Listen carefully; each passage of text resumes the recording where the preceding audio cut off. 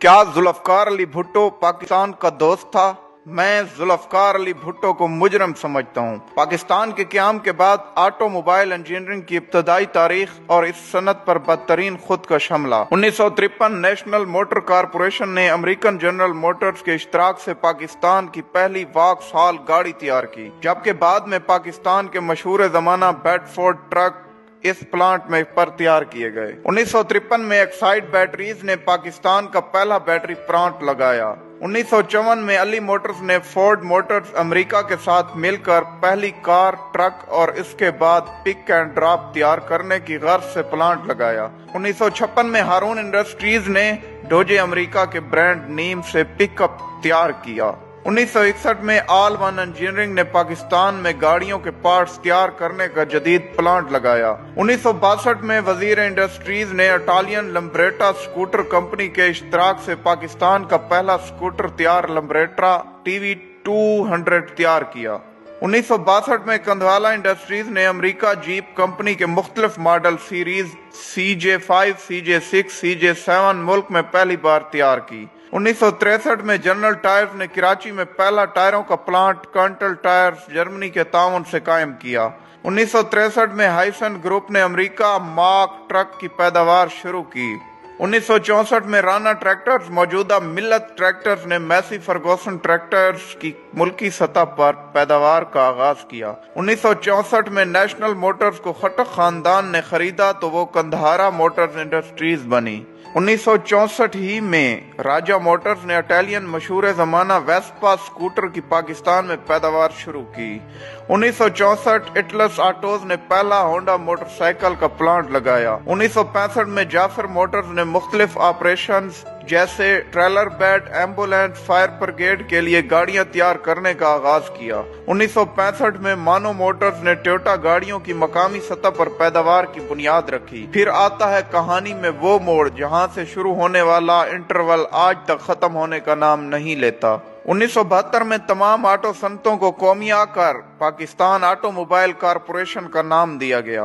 Ali Motors को अवामी Motors, वजीर आला इंजीनियरिंग को सिंध इंजीनियरिंग, हारून इंडस्ट्रीज को रिपब्लिक मोटर्स, गंधारा मोटर्स को नेशनल मोटर्स, कंधवाला मोटर्स को नया दौर मोटर्स, हाइसन को मार्क ट्रक, जाफर मोटर्स को ट्रेलर डेवलपमेंट कारपोरेशन का नाम दिया जाता है, जबकि राना ट्रैक्टर्स को मिल्लत ट्रैक्टर्स का नाम देकर पाकिस्तान ट्रैक्टर्स कारपोरेशन का इदारा कायम किया गया। माजरत के साथ भुट्टो साहब भी किसी के मंसूबों पर अपनी तख्ती लगाते रहे, जिसकी बदौलत आज तक हमारी सनत मुकम्मल बहाल नहीं हो सकी। अगर ये तमाम इदारे अपने असल मालकान के पास होते तो आज पाकिस्तान के अपने ब्रांड लॉन्च हो चुके होते। आज हमारे मुल्क की बनी गाड़ियां, मोटरसाइकिल, ट्रैक्टर और ट्रक दूसरे ममालिक की सड़कों पर नजर आ रहे होते, बिल्कुल ऐसे जैसे टाटा और महिंद्रा की मसनूआत अरब दुनिया और अफ्रीका में नजर आ रही हैं। आज इन कौमियाई गई सनतों में सिर्फ 3 टूटी फूटी हालत में किसी न किसी तरह जिंदा हैं, बाकी सब का वक्त के साथ इंतकाल हो चुका है। 60 की दहाई तक पाकिस्तान में इंडस्ट्री फरोग पा रही थी।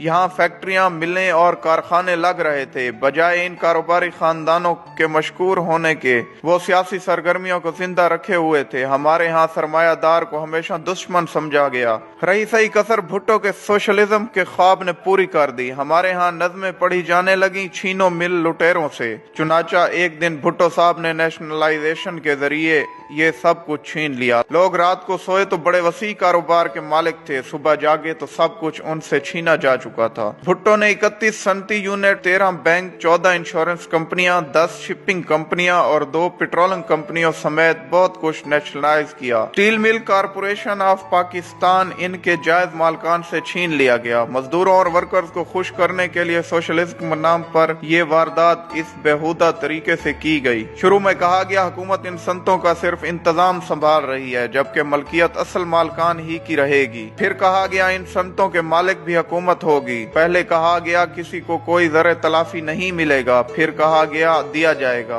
कभी कहा गया मार्केट रेट पर दिया जाएगा, फिर कहा गया रेट का तयन हुकूमत करेगी। इमरान खान के मुशीर रजाक दाऊद के दादा सेठ अहमद दाऊद को जेल में डालकर इनका नाम ECL में डाल दिया गया। बाद अज़ां वो मायूस होकर अमेरिका चले गए और वहाँ तेल निकालने की कंपनी बना ली। इस कंपनी ने अमेरिका में तेल के 6 कुएं खोदे और कामयाबी की शरह 100% रही। आज हमारा ये हाल है कि हम तेल تیل کی تلاش کی کھدائی کے لیے غیر ملکی کمپنیوں کے محتاج ہیں۔ صادق داؤد نے بھی ملک چھوڑ دیا، وہ کینیڈا شفٹ ہو گئے۔ ایم اے رنگون والا بہت بڑا کاروباری نام تھا، وہ رنگون سے ممبئی آئے اور قیام پاکستان کے وقت سارا کاروبار لے کر پاکستان آ گئے۔ وہ یہاں ایک یا دو نہیں 45 کمپنیاں چلا رہے تھے۔ انہوں نے بھی مایوسی اور پریشانی میں ملک چھوڑ دیا اور ملائیشیا چلے گئے۔ غرض یہ کہ تمام انویسٹر جنہیں آج ہم ڈھونڈ رہے ہیں وہ سارے پاکستان چھوڑ کر مختلف ممالک میں شفٹ ہو گئے۔ مزدور اب سرکار کے ملازم تھے، کام کرنے کی کیا ضرورت تھی؟ نتیجہ یہ نکلا ایک ہی سال میں قومیائی گئی صنعت کا 80% برباد ہو گیا۔ زرعی گروتھ کی شرح